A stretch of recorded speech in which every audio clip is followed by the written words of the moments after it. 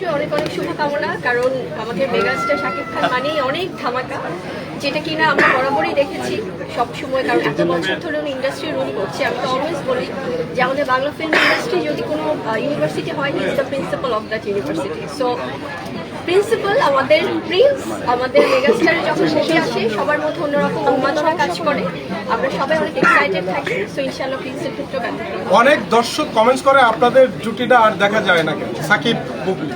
Depends ভাইয়া, ইনশাআল্লাহ অবশ্যই এরকম ব্যাটে বলে মিলিয়ে দেখা যাবে। আকাশের চাঁদ উঠলে সবাই দেখবে। কোন চাপ? একটা গুণ বুবলি আপু, ভালোবাসা দিবস, ভালোবাসা দিবসে আপনি কি প্ল্যানিং আছে কি আপনার কাছে ভালোবাসার অর্থ কি? ভালোবাসা মানে কি বুঝে যাচ্ছে? তো আমার কাছে ভালোবাসা মানে হচ্ছে এই যে এরকম যখন প্রাউড হয়, আমার সাংবাদিক ভাই বোনরা আছেন, আমার ফ্যানরা আছেন, স্পেশালি আমার বুবলি ভক্ত যারা, তাদেরকে আমি চিনিও না, জানিও না, কখনো দেখা হয়নি, কথা হয়নি, বাট তারা যেভাবে সবসময় আমাকে সাপোর্ট করে, আমাকে ভালোবাসে, আমার পাশে থাকে, এটা আমার জন্য অনেক বড় পাওয়া, এবং আমি অনেক বেশি কৃতজ্ঞ সবার প্রতি, আপনাদের প্রতি।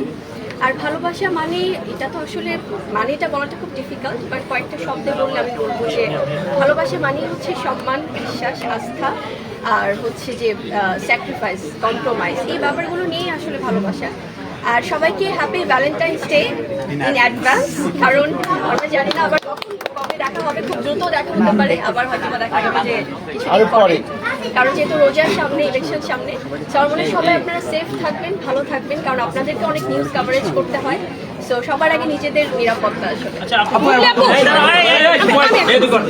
ভালোবাসা দিবসে আমরা দেখেছি আপনি সাকিব ভাইয়ের কাছে এমন কোনো গিফট পেয়েছেন যেটা সারা জীবন আপনার স্মরণে থাকে?